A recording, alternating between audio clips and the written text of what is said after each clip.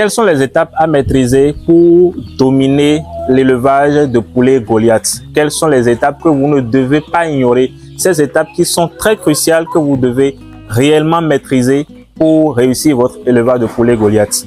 Si vous ne maîtrisez pas ces choses-là, je vous prie, ne prenez même pas un seul poussin parce que vous risquez de vouer à perdre vos investissements. Dans cette vidéo, nous allons partager 5 choses très importantes, 5 étapes très importantes à maîtriser avant de prendre vos sujets pour élevage. Alors, si c'est un sujet qui vous intéresse, restez jusqu'à la fin de cette vidéo. Abonnez-vous, likez, partagez avec tous ceux que la vidéo pourrait intéresser et aidez la chaîne à grandir en partageant la connaissance avec tous ceux que vous pourrez toucher.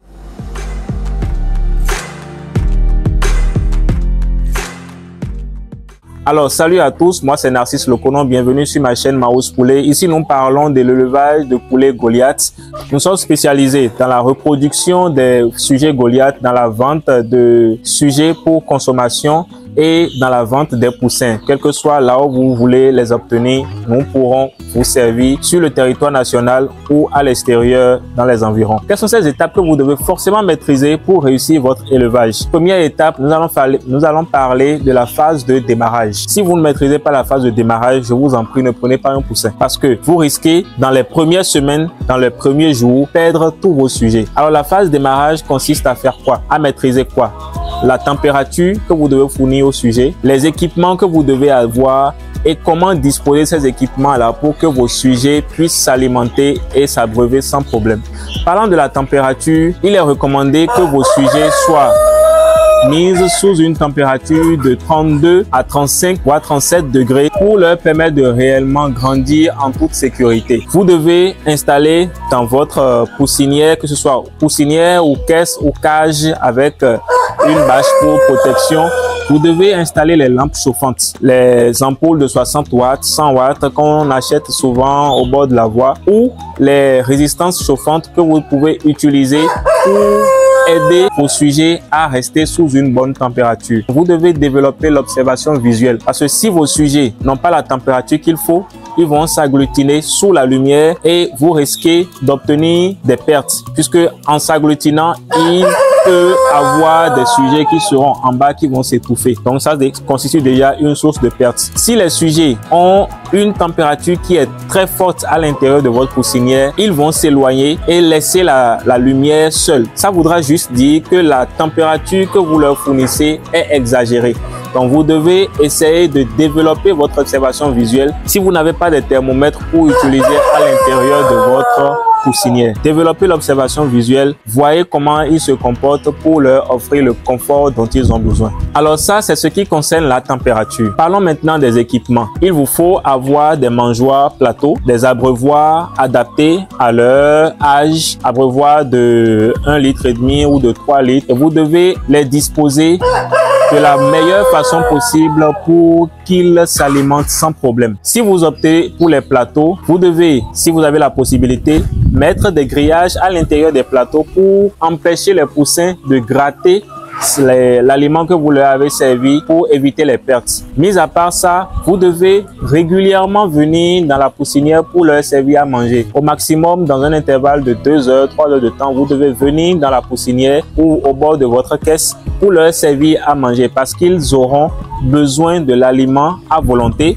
Mais ça ne doit pas être exagéré pour que vous évitiez également les pertes d'aliments. Donc, vous devez leur servir l'aliment à volonté. Vous devez être disponible, disposé à faire ce travail-là pendant les premières semaines, puisque c'est une phase cruciale où les sujets sont encore faibles, sont encore très peu résistants. Maintenant, parlant de la disposition des équipements, nombre de mangeoires égale nombre d'abreuvoirs. Les sujets ne doivent pas trop marcher pour aller s'alimenter ou bien pour aller s'abreuver. Vous devez soit disposer les abreuvoirs et mangeoires en quinconce, c'est-à-dire mangeoire, abreuvoir, ou vous les disposez en parallèle pour leur permettre quand même de ne pas se perdre pour s'alimenter ni pour s'abreuver. Pour ce qui concerne l'abreuvoir, vous devez essayer de disposer quand même à mi-hauteur, à une toute petite hauteur, ce qui va leur permettre de s'abreuver et en même temps de ne pas mettre des copeaux dans l'abreuvoir. Parce que si vous mettez l'abreuvoir à même le sol, c'est-à-dire juste sur le copeau à l'intérieur ou sur leur litière, ils risquent de mettre la litière dans l'eau et ils vont la salir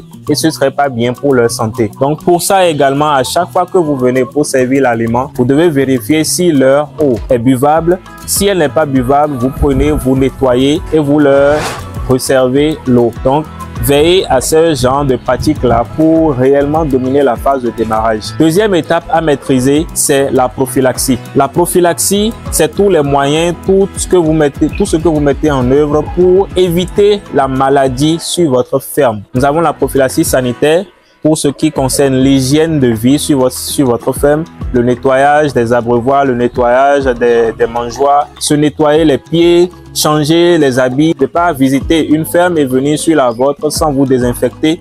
C'est toutes ces pratiques-là qui constituent la prophylaxie sanitaire. Il y a la prophylaxie médicale qui constitue tout ce qu'il y a comme médicament que vous devez utiliser pour prévenir les maladies sur votre ferme, pour traiter les maladies, ainsi de suite. Et il y a la prophylaxie vaccinale. La prophylaxie vaccinale, c'est tout ce qu'il vous faut comme vaccin pour éviter les maladies qui sont très dangereuses que vous devez forcément éloigner de votre ferme. Parlant du Newcastle, de la bronchite infectieuse, du Gumboro, pour ne citer que ceux-là. Donc, vous devez maîtriser également la prophylaxie. Troisième étape à maîtriser, c'est l'alimentation. L'alimentation, cela dépend de vos objectifs. Si votre objectif est d'alimenter les sujets pour l'engraissement, nous avons parlé de tout ce qu'il faut donner aux sujets pour l'engraissement dans une vidéo que je laisserai dans la description. Et maintenant, si vous voulez conduire vos sujets jusqu'à la reproduction, vous suivez ce que nous avons déjà dit sur l'alimentation pour l'engraissement et après 8 semaines, vous passez à l'aliment poulette. Ça, c'est ce que nous faisons sur notre ferme.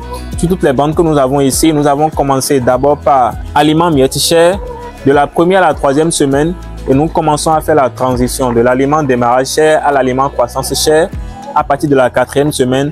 Et dès que vous avez sélectionné les meilleurs parmi vos sujets que vous conduisez pour l'engraissement, vous emmenez ceux que vous ne voulez pas garder à l'abattage ou à la vente et vous conduisez les autres en faisant également une transition de l'aliment croissance chair vers l'aliment poulette et vous continuez à les alimenter avec l'aliment poulette jusqu'à l'obtention des premiers œufs.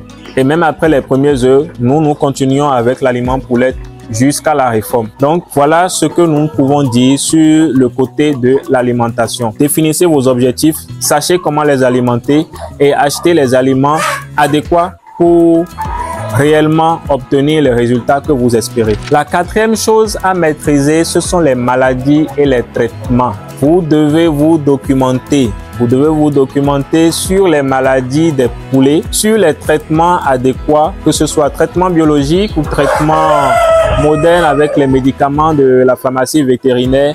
Vous devez les maîtriser. Toutes les maladies n'ont pas les mêmes symptômes et un seul médicament ne traite pas toutes les maladies. Donc vous devez savoir, là j'ai un sujet qui est avec les ailes qui pendouillent, j'ai un sujet qui est avec les plumes qui sont frisées, j'ai un sujet avec la crête qui est pâle. Qu'est-ce que je dois faire? J'ai la fiente qui est de couleur marron, j'ai la fiente qui est de couleur blanche, la fiente qui est de couleur verte. Vous devez maîtriser ces paramètres-là. Donc faites-vous former, faites-vous accompagner. Documentez-vous pour ne rien ignorer. L'élevage, ce n'est pas pour les paresseux. Vous devez toujours être à la quête de l'information et de la formation. C'est ce que nous pouvons dire sur ce point-là. Vous devez maîtriser tout ce qu'il y a comme maladie. Je le répète puisque c'est très important. C'est vraiment crucial. Si vous avez bien maîtrisé la phase de démarrage, la prophylaxie, il faut donner telle chose. Malgré que vous donnez certains médicaments à vos sujets, malgré que vous ayez eu à vacciner vos sujets, il y aura des fois où des maladies vont apparaître. Donc, même si vous avez maîtrisé les 3 premières choses, démarrage, prophylaxie, alimentation, et que vous ne savez pas détecter les maladies, vous ne saurez pas quel médicament utiliser pour traiter telle maladie. Donc, c'est aussi important et crucial à maîtriser. La 5e chose que vous devez maîtriser dans votre élevage pour rentabiliser, la chose cruciale, le nerf de la guerre, la communication. La communication. Si vous ne communiquez pas, vous n'allez pas vendre. Si vous ne communiquez pas, vous ne serez pas visible. Vous ne pouvez pas être dans votre ferme et espérer que les gens viennent acheter des poussins chez vous. Vous ne pouvez pas être dans votre ferme pour espérer que les gens viennent acheter des poulets chez vous. Vous devez communiquer, que ce soit sur les réseaux, que ce soit du bouche à oreille, que ce soit avec des prospectus que vous partagez, que ce soit avec des prospections que vous faites dans les supermarchés, dans les restaurants, ainsi de suite, dans les quartiers. Vous devez communiquer.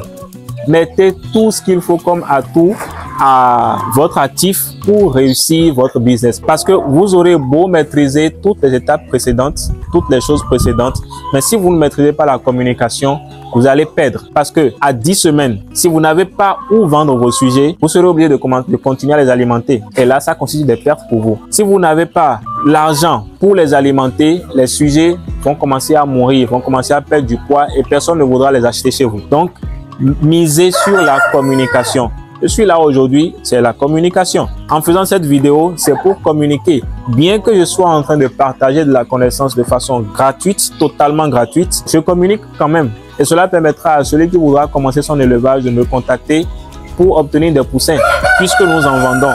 Ou de me contacter pour dire, bon voilà, j'ai besoin d'un poulet pour manger.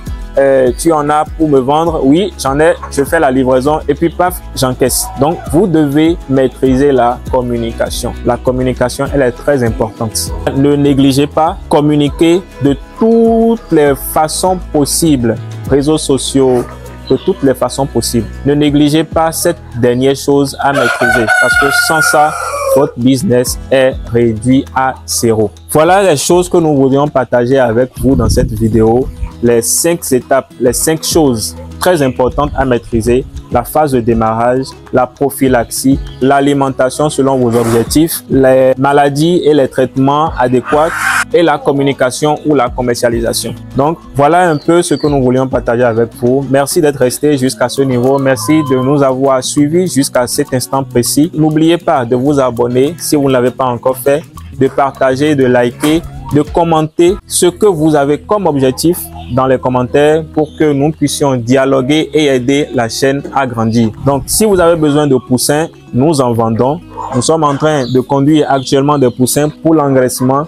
Et dans ces poussins, nous allons prendre quelques reproducteurs pour continuer l'obtention de nos œufs que nous emmenons à la machine pour obtenir des poussins pour la vente. Donc, si vous avez besoin de poussins, contactez-nous. Vous avez besoin de mâles reproducteurs, contactez-nous. On en a pour la vente.